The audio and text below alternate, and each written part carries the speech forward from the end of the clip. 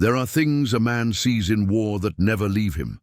They burrow into his soul like shrapnel, too deep to remove, too painful to forget.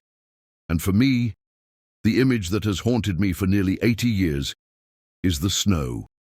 White snow, pure and pristine, the kind you see on Christmas cards and in children's dreams, except it wasn't white anymore. In the winter of 1944, the snow turned red, and I was still alive. My name is James Callahan, though everyone who knew me back then called me Jack. I was born in 1923 in a small town outside Boston, the son of a shipyard worker and a piano teacher. I grew up believing in hard work, apple pie, and the goodness of America. I grew up believing that if you did the right thing, life would work out in the end. The war taught me different. I enlisted in January of 1942, just a month after Pearl Harbor. I was 18 years old, full of fire and patriotism, convinced that I was going to help save the world. By December of 1944, I was 21, and I had seen enough death to last 10 lifetimes. I had watched friends die in my arms. I had taken lives and lost pieces of my own soul in the process. I was no longer the boy who had left Massachusetts with dreams of glory. I was something else, something harder, something broken, something that would never fully heal. But I was still alive. And that winter, in the frozen forests of Belgium, staying alive was the only thing that mattered. Before I continue, I want to ask you something. If this story moves you, if it makes you think about the sacrifices that ordinary men made in extraordinary times, please take a moment to hit that like button and subscribe to this channel. There are more stories to tell, more voices from the past that deserve to be heard. Now, let me take you back to that winter. Let me tell you about the snow. It started on December 16th, 1944. We were positioned near a small town called Bastogne in the Ardennes forest of Belgium. The war had been going well. Too well, some said. After the breakout from Normandy and the liberation of Paris, we had pushed the Germans back to their own borders. Everyone was talking about being home by Christmas. Everyone was talking about victory. We should have known better. The Germans weren't finished, not by a long shot. They had been gathering their forces in secret, massing tanks and troops for one final, desperate offensive. Their plan was simple and audacious: break through the Allied lines in the Ardennes, capture the vital port of Antwerp, and split the American and British forces in two. It was a gamble, a roll of the dice with everything on the line, and it almost worked. I remember waking up that morning to the sound of artillery. At first, I thought it was our own guns, a routine barrage, nothing to worry about. But then the shells started falling closer and closer, and I realized with a sickening lurch that they were coming from the wrong direction. "Germans!" someone shouted. "The Germans are attacking!" I grabbed my rifle and stumbled out of my foxhole, my breath fogging in the bitter cold. The sky was grey and overcast, heavy with the promise of snow. All around me, men were running, shouting, trying to make sense of the chaos. And through the trees I could see them coming, German soldiers in white winter camouflage, advancing through the forest like ghosts. There were thousands of them, tens of thousands, more than we had ever seen in one place before. Our company commander, Captain William Hayes, was trying to organize a defense, but it was like trying to hold back the tide with a broom. We were outnumbered, outgunned, and completely unprepared. The Germans had achieved total surprise, and they were pressing their advantage with ruthless efficiency. "Fall back!" Hayes shouted. "Fall back to the ridge!" We ran. There's no shame in admitting it. We ran for our lives. The Germans were pouring through the gaps in our lines, cutting off units, surrounding them, destroying them. I saw men I had known for months. Men I had shared meals and jokes and dreams with, cut down in seconds. I saw tanks crushing foxholes, artillery turning the forest into a hellscape of fire and splinters. And still, we ran. I don't know how long we retreated, hours maybe, or days. Time lost all meaning in the chaos. We moved through the forest in small groups, trying to avoid the German patrols, trying to find our way back to friendly lines. The snow started falling that first afternoon, thick and heavy, covering the ground in a blanket of white that muffled all sound and made the world feel like a dream. By nightfall, I found myself with a small group of survivors. Maybe 15 men from different units, all of us cold, hungry and terrified. We huddled together in a shallow ravine, sharing what little food and ammunition we had, trying to figure out what to do next. There was Sergeant Frank Morrison, a grizzled veteran from Texas who had been in the army since before the war. He was the ranking man among us, and he took charge with a calm authority that steadied our nerves.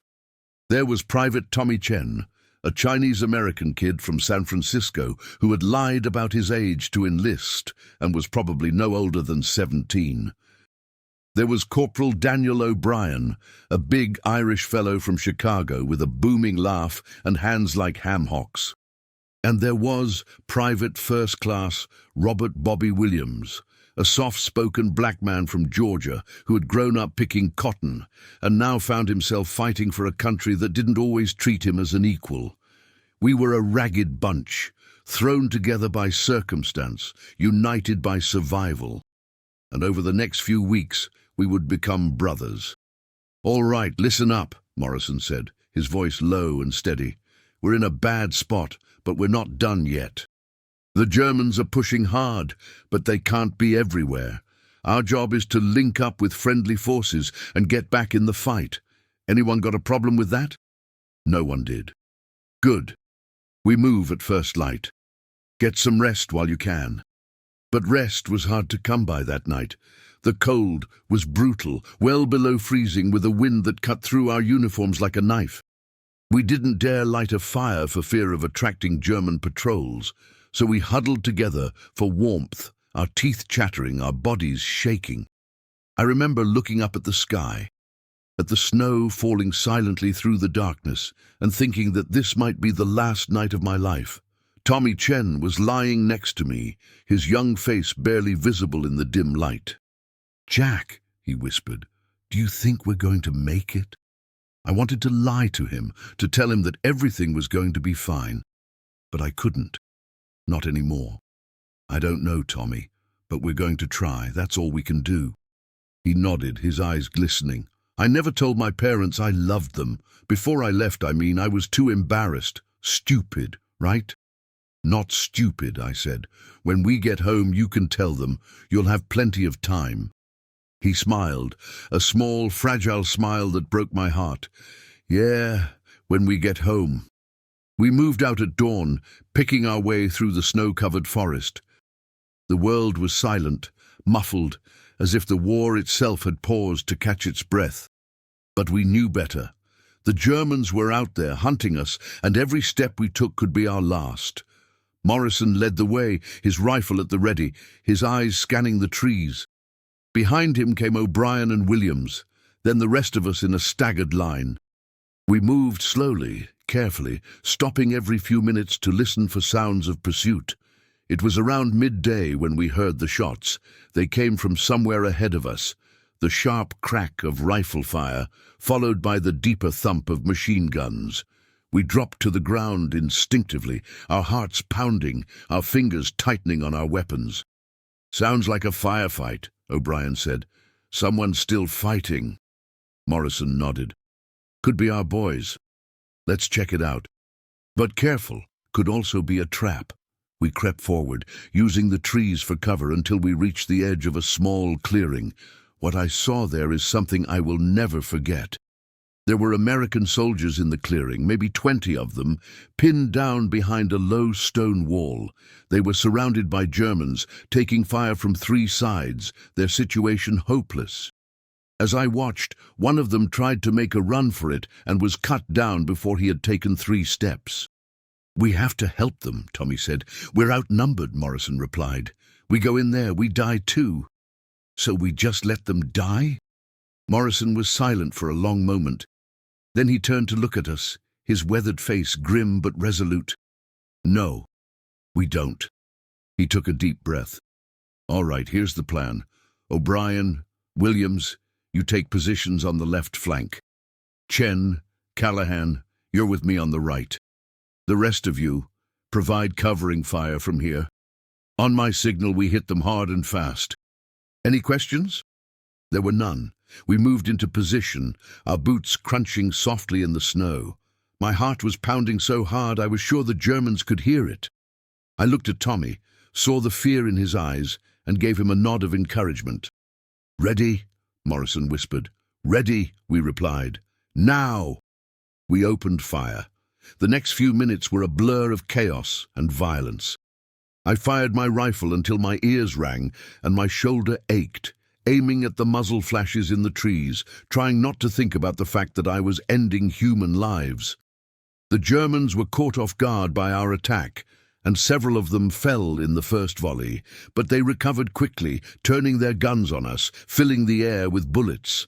I felt something tug at my sleeve and looked down to see a hole in my jacket just inches from my arm. Close, too close.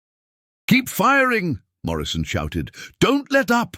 O'Brien and Williams had found a good position on the left flank and were pouring fire into the German ranks. The trapped Americans, realizing that help had arrived, rallied and pushed back against their attackers. For a moment the tide seemed to turn. Then the mortar rounds started falling. The Germans had mortars. We hadn't counted on that.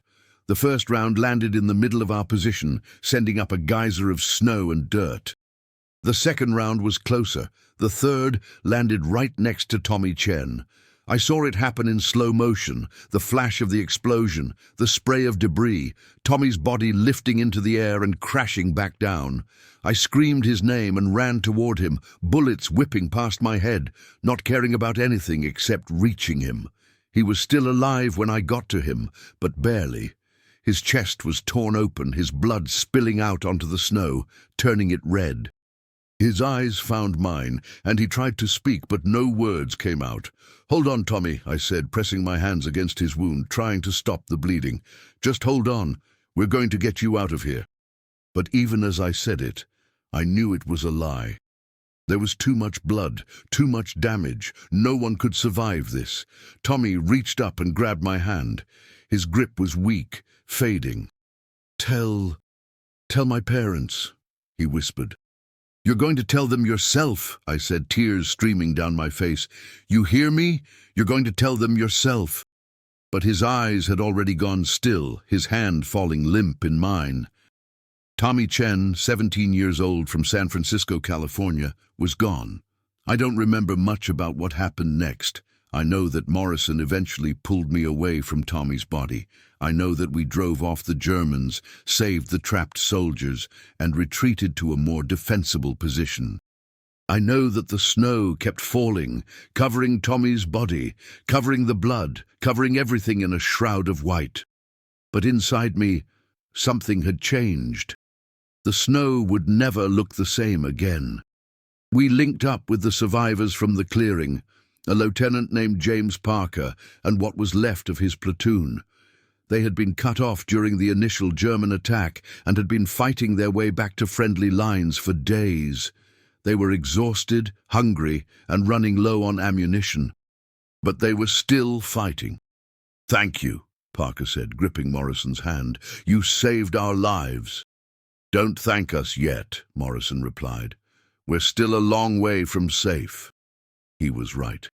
The Germans were everywhere, pushing deeper into the Ardennes, threatening to cut off the entire Allied front. Towns that had been secure days ago were now in enemy hands. Roads that had been supply lines were now death traps. The Battle of the Bulge, as it would come to be known, was in full swing, and we were caught in the middle of it.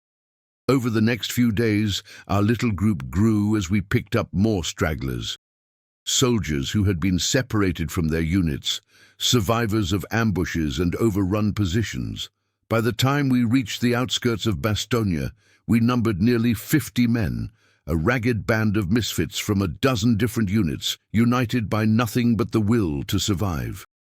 Bastogne was supposed to be a safe haven, a stronghold where we could regroup and resupply. But when we arrived, we found it under siege. The Germans had surrounded the town, cutting off all roads in and out. The 101st Airborne Division was holding the perimeter, but they were outnumbered and outgunned, their supplies dwindling with each passing day. "So much for safety," O'Brien muttered as we dug in on the outskirts of town.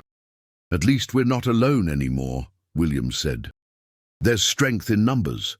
"Numbers don't mean much if we don't have food or ammo," Morrison replied. "But we make do with what we have, always will." The siege of Bastogne lasted for over a week. It was the longest week of my life. The Germans attacked constantly, probing our defenses, looking for weaknesses. Artillery pounded the town day and night, reducing buildings to rubble, filling the streets with debris and bodies. The cold was relentless. Temperatures dropped well below zero, freezing the wounded in their foxholes, turning minor injuries into death sentences. And still, we held. I remember one night, huddled in a bombed-out basement, with a dozen other soldiers, listening to the shells fall outside. We hadn't eaten in 2 days, and our ammunition was down to a handful of rounds per man. Some of the younger soldiers were praying, some were crying.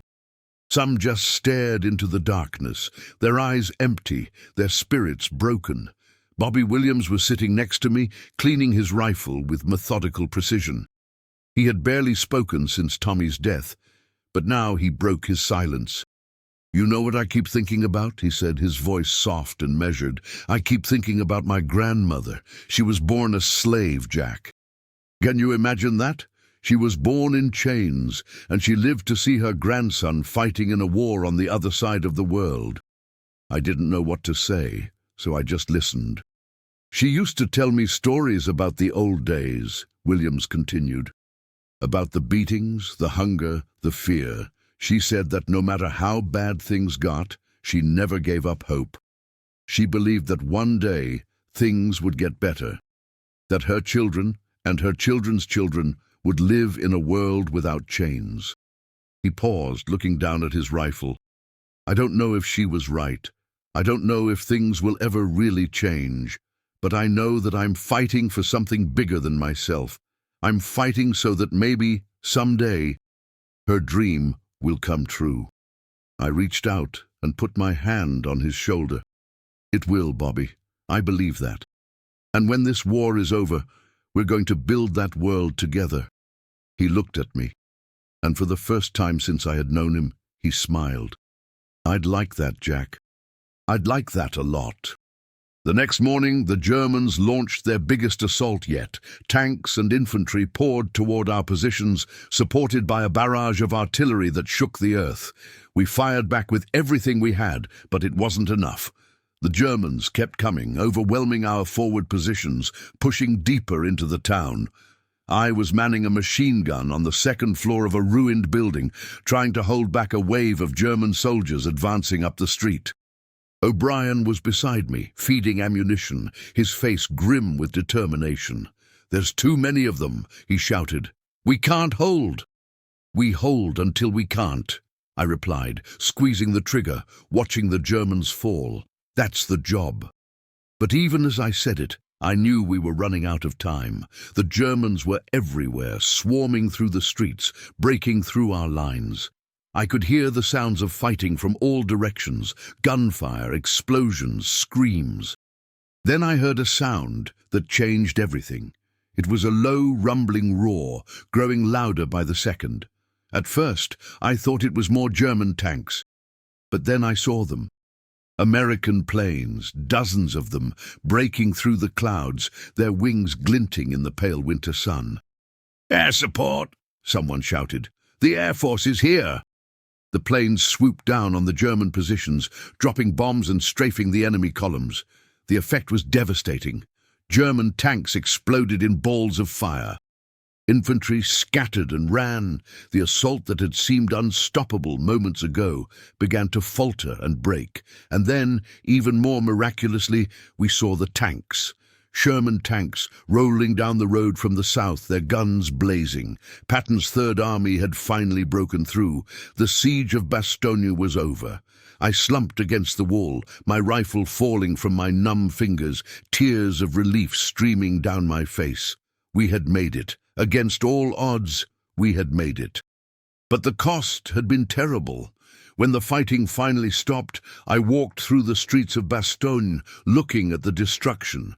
Buildings that had stood for centuries were reduced to piles of rubble. Bodies lay everywhere, American, German, civilian. The snow that had fallen during the siege was no longer white. It was grey with ash and red with blood.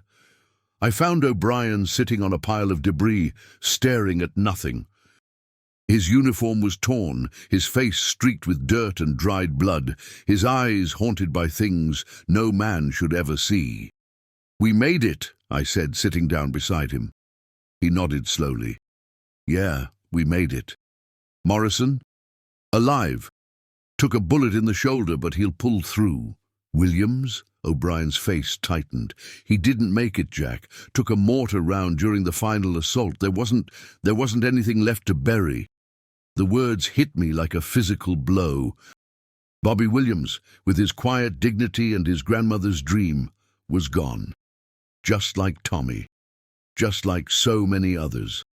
"He was a good man," I said, my voice breaking.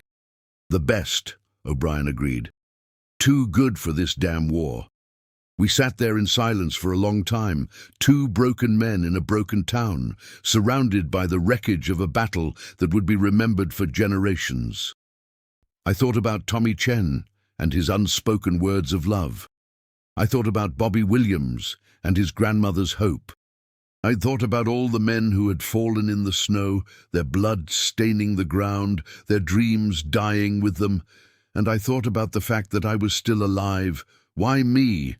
Why had I survived when so many others hadn't?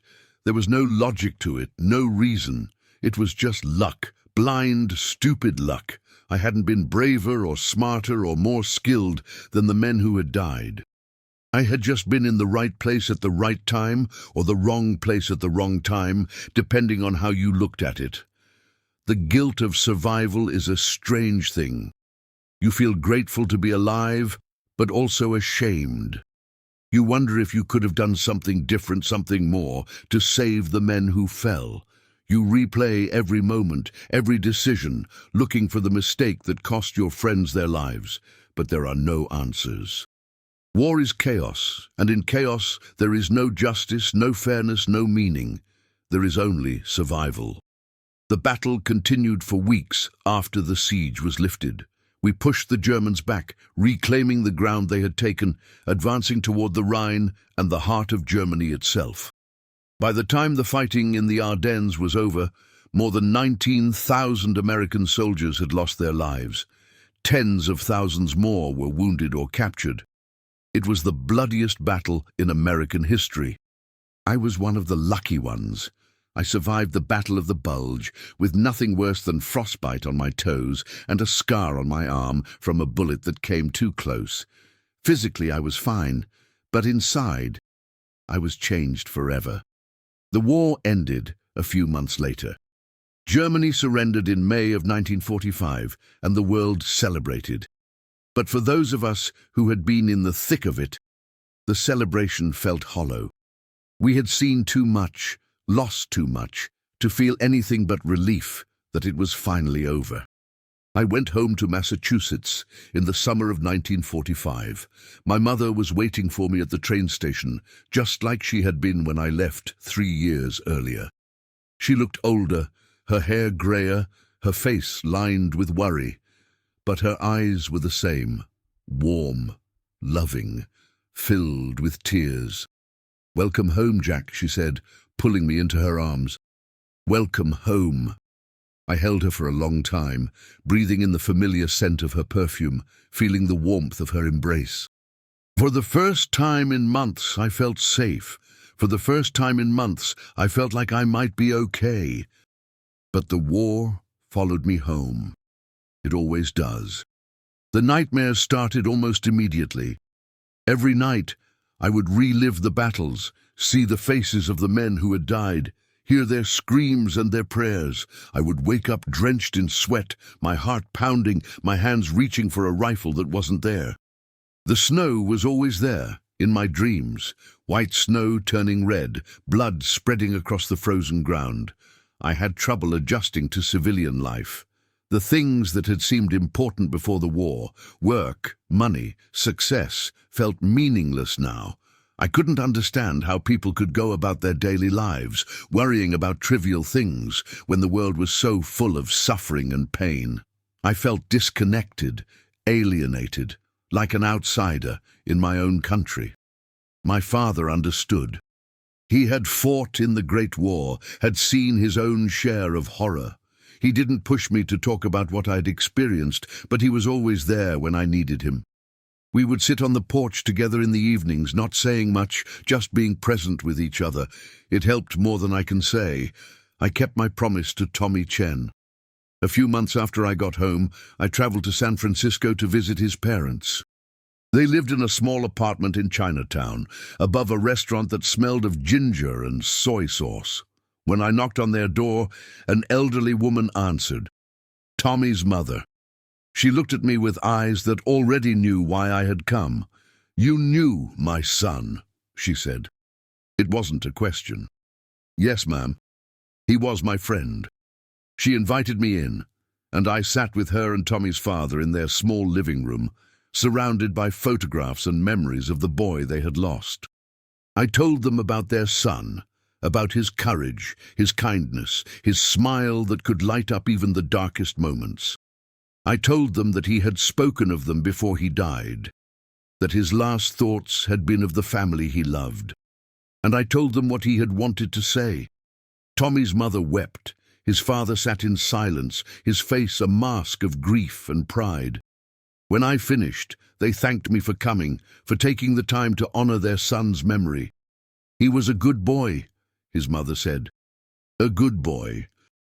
"The best," I replied, "the very best." I never forgot that visit. It became a kind of ritual for me in the years that followed, visiting the families of the men I had lost, telling them about their sons and brothers and husbands.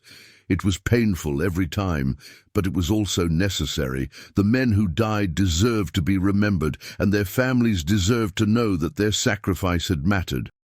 I met Grace in the fall of 1946. She was a nurse at the Veterans Hospital in Boston, where I had gone for treatment for my frostbite. She was beautiful, with dark hair and green eyes, and a smile that made my heart skip a beat. But more than that, she was kind. She understood the darkness I carried inside me, and she wasn't afraid of it. Our courtship was slow and tentative. I was still broken, still haunted by the ghosts of the men I had lost. But Grace was patient. She listened when I needed to talk, and she gave me space when I needed to be alone. She never tried to fix me because she understood that some things can't be fixed. They can only be carried. We were married in the spring of 1948 in a small ceremony at my mother's church. Morrison was my best man. O'Brien was there too, looking uncomfortable in his suit but grinning from ear to ear. It was a good day, one of the best days of my life. Grace and I had 3 children over the years, 2 sons and a daughter. I named my first son Robert, after Bobby Williams. My second son was Thomas, after Tommy Chen. And my daughter was Catherine, after Grace's mother. They grew up healthy and happy, never knowing the full extent of what their father had experienced. I wanted to protect them from that darkness, to give them a childhood free from the shadows of war. But I also wanted them to understand sacrifice. I wanted them to know that their freedom had been purchased with blood, that ordinary men had given their lives so that future generations could live in peace. So I told them stories, not the graphic, horrifying stories of combat, but stories about courage, about friendship, about the bonds that form between men who face death together. And I told them about the snow.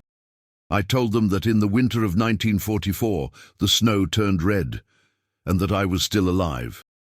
I told them that survival was a gift, a responsibility, a burden that I would carry for the rest of my life, and I told them that the best way to honor the men who had fallen was to live well, to love deeply, and to never take a single moment for granted.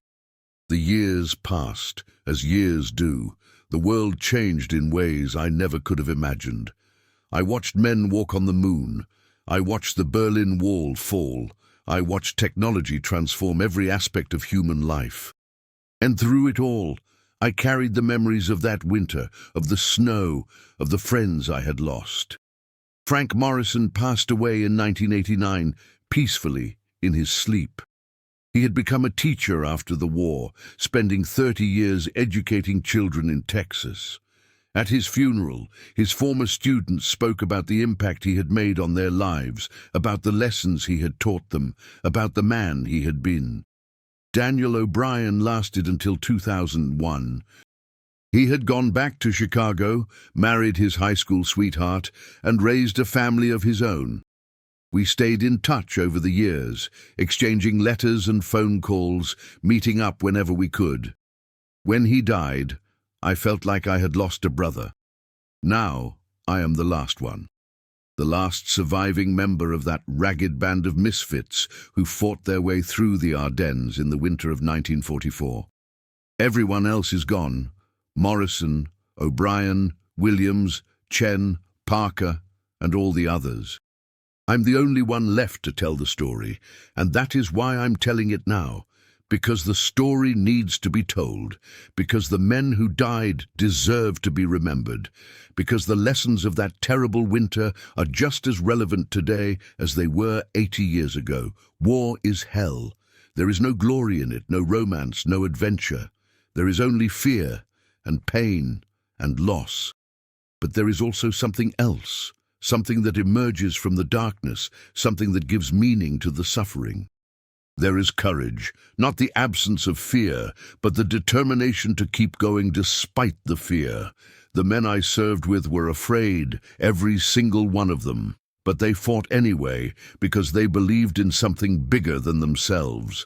There is sacrifice, the willingness to give everything, including your life, for your comrades, for your country, for the principles you hold dear. Tommy Chen gave his life to help others. Bobby Williams gave his life fighting for a dream he might never see fulfilled. Their sacrifices were not in vain. And there is brotherhood.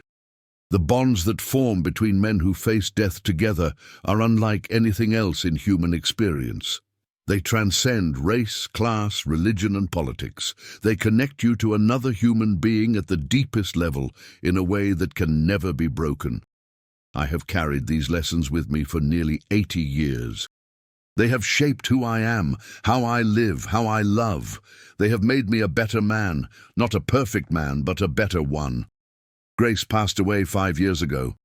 We were married for 67 years, and I loved her every single day. Losing her was the hardest thing I have ever experienced, harder even than losing my friends in the war. But I know that she is waiting for me, somewhere beyond the veil, along with Tommy and Bobby and Frank and Daniel and all the others. I don't have much time left. I can feel it in my bones, in the slowness of my breath, in the fading of my strength, but I am not afraid. I have lived a good life. I have loved and been loved. I have honored the memory of the men who fell, and I have told the story. So let me leave you with this. The next time you see snow falling, pure and white and beautiful, I want you to think about what it can become. I want you to think about the men who bled and died in the frozen forests of Belgium, so that you could live in a world of peace. I want you to think about the price of freedom. And I want you to remember Tommy Chen, 17 years old, who wanted to tell his parents he loved them. Remember Bobby Williams, whose grandmother was born in chains and dreamed of a better world. Remember Frank Morrison and Daniel O'Brien and all the unnamed soldiers who gave their lives in that terrible winter. Remember them and honor their sacrifice by living well, by loving deeply, by standing up for what is right, even when it is hard. by never ever taking your freedom for granted. That is the lesson of the snow. That is the legacy of the men who turned it red. My name is James Callaghan. My friends called me Jack. I was born in 1923, and I fought in the Second World War. I was at the Battle of the Bulge in the winter of 1944 when the snow turned red. And I am still alive, but not for much longer. So please remember the snow, remember the sacrifice, remember the men who gave everything so that you could have something. Remember, thank you for listening, thank you for caring, and may God bless you all. There is one more thing I need to tell you before I go, something I have never shared with anyone, not even Grace. It happened on the last day of the siege, just hours before Patton's tanks arrived. The Germans had launched a final, desperate assault, throwing everything they had at our positions. We were running out of ammunition, out of food, out of hope. I was convinced that this was the end, that we would all die in that frozen hellhole, our bodies buried beneath the snow. I was in a foxhole with a young soldier named Private William Harrison. He was from Iowa, a farm boy, barely 19 years old. He had been wounded in the leg earlier that day and couldn't walk. I was trying to keep him alive, applying pressure to his wound, telling him to hang on. The Germans were getting closer. I could hear them shouting, could see their shadows moving through the trees. We had maybe 5 rounds of ammunition left between us, 5 rounds against an army. "Jack," Harrison said, his voice weak and trembling. "Jack, you have to go. I'm not leaving you. You have to. If you stay, we both die. But if you go, you might make it. You might survive." I looked at him, at this boy who was offering me his life, and I felt something break inside me. "I can't. I won't." He grabbed my arm with surprising strength. "Listen to me, I'm done. I know it. But you're not. You have something to live for. You have a future. Don't throw it away for me." Tears were streaming down my face. "I don't know if I can live with myself. Leaving you here." Harrison smiled, a sad, gentle smile that I will remember until the day I die. "You'll find a way. That's what we do. We find a way." He pressed something into my hand. It was a photograph, worn and creased from being carried for months. A picture of a woman and 2 children smiling in front of a farmhouse. "My wife and kids," he said. "Tell them I love them. Tell them I died fighting. Tell them—" His voice trailed off and his eyes closed. For a moment, I thought he was gone. But then his chest rose and fell, and I realized he had just lost consciousness. I had a choice to make. I could stay and die with him, or I could leave and live. There was no other option. I chose to live. I crawled out of that foxhole and made my way through the snow, dodging German patrols, running when I had to, hiding when I could. I made it to the American lines just as Patton's tanks were breaking through. I survived, but I left William Harrison behind. For 80 years, I have carried the guilt of that decision. I have wondered countless times if I made the right choice. I have asked myself if I was a coward, a traitor, a man without honor, and I have never found an answer. But I did keep my promise. A few weeks after the war ended, I traveled to Iowa and found Harrison's family. His wife was a beautiful woman named Emily, with sad eyes and a kind smile. His children were a boy and a girl, maybe 5 and 7 years old. I told them what Harrison had asked me to tell them, that he loved them, that he died fighting, that his last thoughts were of them. Emily wept. The children didn't fully understand, but they knew that their father was gone and that he wasn't coming back. I stayed with them for a few hours, sharing stories about their husband and father, trying to give them some small comfort. Before I left, Emily took my hand and looked into my eyes. "Thank you," she said. "Thank you for being with him at the end. Thank you for caring enough to come here." I couldn't tell her the truth. I couldn't tell her that I had left her husband behind, that I had chosen my own life over his. The shame was too great, the guilt too heavy. He was a good man, I said, a brave man, the best I ever knew. And that, at least, was true. I never saw Emily or her children again, but I thought about them often over the years. I wondered if the children grew up okay, if they remembered their father, if they understood the sacrifice he had made. I hope they did. I hope they know that William Harrison was a hero, not because he killed enemies or won medals, but because he was willing to give his life so that someone else could live. That is the truest form of courage. That is the highest form of love. I am not a hero. I'm just a man who survived when others didn't, who made hard choices in impossible situations, who has spent a lifetime trying to come to terms with the things I did and didn't do. But I have tried to honor the men who fell. I have tried to live a life worthy of their sacrifice. I have tried to be the man that William Harrison believed I could be when he told me to go. And now, as I approach the end of my own life, I find that the guilt has finally started to fade. Not disappeared, it will never disappear entirely, but softened, gentled, transformed into something that feels almost like peace. I think Harrison would understand. I think he would forgive me. I think he would be glad that I survived, that I found grace, that I raised a family, that I told the stories that needed to be told. I think he would be proud. And that thought, more than anything else, gives me the strength to face whatever comes next. So this is the end of my story. The end of the tale of James Jack Callaghan, born 1923, veteran of the Second World War, survivor of the Battle of the Bulge. The snow still falls, every winter, and every winter I remember. I remember the cold, the fear, the blood on the snow. I remember the faces of the men I lost, the promises I made, the choices I had to live with, and I remember that I am still alive, still here, against all odds, carrying the torch for those who fell. The snow will keep falling, long after I am gone. But the memories will remain, the stories will endure, the lessons will be passed on from generation to generation as long as there are people who are willing to listen. That is my hope, that is my prayer, that is my legacy. Remember the snow. Remember the sacrifice. Remember the winter of 1944, when the world hung in the balance and ordinary men did extraordinary things. Remember and be grateful. My name is James Callaghan, and I was still alive.